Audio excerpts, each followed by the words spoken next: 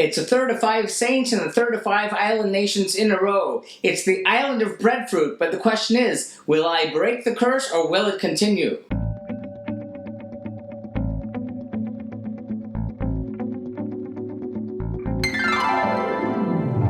And welcome back to Cliffieland. This is Week in Country number 146 on our second attempt of cooking the food of every single country in the world. And tonight we're up to the nation of St. Vincent and the Grenadines. St. Vincent and the Grenadines is a small island nation located in the Eastern Caribbean, a little bit north of Trinidad and Tobago. It is comprised of the island of St. Vincent and the collection of islands known as the Grenadines. Trivia note, the nation of Grenada is part of the chain of the Grenadines, but that's its own country that we did earlier.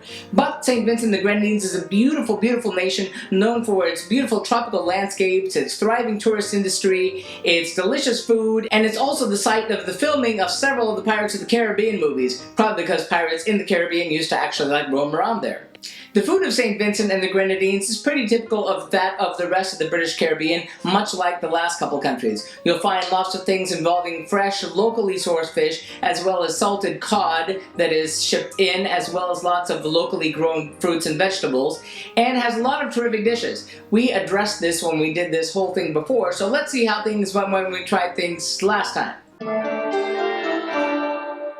Well, 4 years ago on the Global Cooking Challenge, I got to cook over 3 nights. I did a whole bunch of dishes. On the first night, I made a Caribbean chicken, which was really delicious. It had a great sauce on top, which I just adored. Unfortunately, we're not doing that this time. And I served that with a conch sauce, which is kind of like a marinated, pickled conch, which was very nice. I didn't like it as much because I didn't cook it long enough, so it still had that rubbery feeling of conch. But again, we're not doing that one this night. Now, on the third night, I actually made 3 dishes. I made a cod bluff, which was really very, very tasty. The cod was nice and delicious. It was fresh cod instead of salted cod. Again, not doing that this time.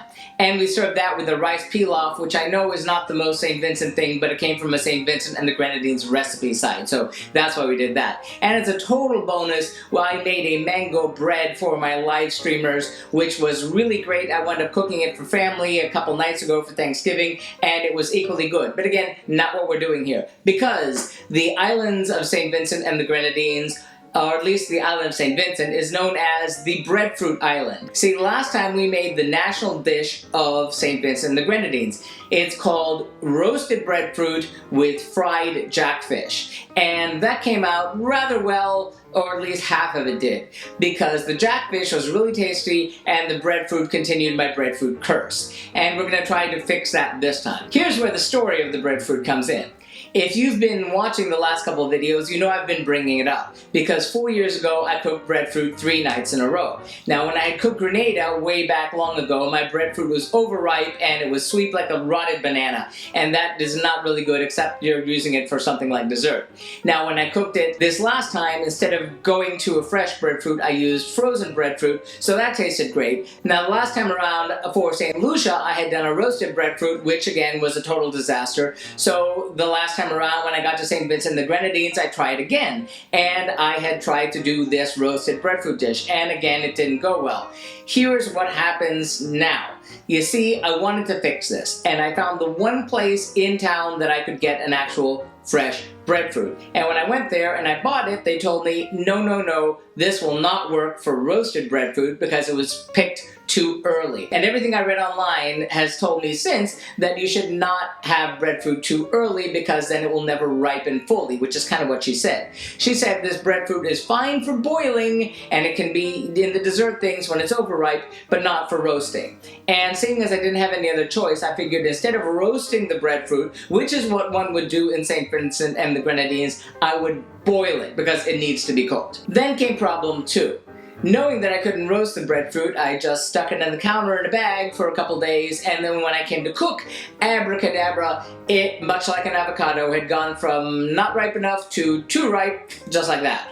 So what you're going to see in me slicing that breadfruit is an overripe breadfruit. If you know about breadfruit, if you're an expert in cooking breadfruit, you are willing to point and laugh. I am just doing my level best. Unfortunately, I can't find a place that picks mature breadfruit around here. Someday, I promise, I will find those, at least least for myself, if for no other reason. Okay, enough of me. We need to see what goes into tonight's dish. For our breadfruit and jackfish, we'll need oil for frying, 1 tablespoon of salt, 1 pound of jackfish fillets, the juice of 1 lemon, 1 large breadfruit, which will be peeled and sliced, 1 tablespoon of minced onion, 1 tablespoon of minced chive, although since we didn't have chive, we're actually using celery here, 1 tablespoon of minced thyme, 1 tablespoon of minced garlic, and 1 cup of flour for coating, adding more additionally as needed. And for the sauce, which is optional, 1 cup of water, 1 sprig of thyme, 1 tablespoon of canola oil, 1 medium onion minced, 1 clove of garlic minced, 1 medium ripe tomato sliced, 1 tablespoon of butter, 1 teaspoon of tomato paste, salt and pepper to taste, and 1 small sweet pepper to garnish. That looks really good. We need to get cooking.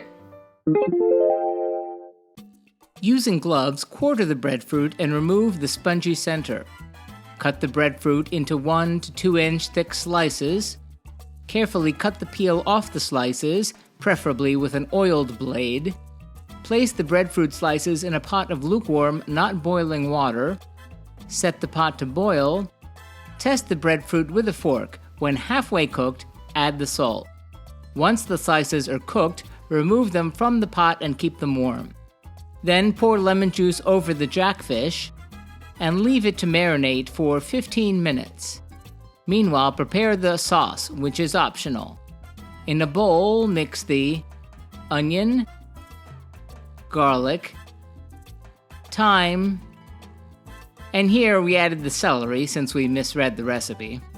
Heat the oil in a small saucepan over medium heat. Add the onion, garlic, and thyme mixture. Add the sliced tomato and the butter and saute for a couple minutes until softened. Then add the tomato paste and water and add salt and pepper to taste. Simmer until slightly thickened. Remove from the fire and set the sauce aside. Then rinse the fish and pat the fish dry with paper towels. Then in a small bowl, mix the 1 tablespoon of minced onion, 1 tablespoon of minced garlic, 1 tablespoon of minced thyme, and here's where the chives would go if you were using them. Add the salt to the minced seasoning, and rub the seasoning over the fish, and set it aside. Sprinkle the flour on a shallow plate, heat the oil in a skillet over medium heat, coat the fish on both sides in the flour, shaking off the excess, and once the oil is shimmering, add the fish, and fry the fish for approximately 4 minutes on each side or until brown. Plate the fish, plate the breadfruit alongside, serve the sauce alongside or over the fish if desired, dress with slices of sweet pepper, and enjoy.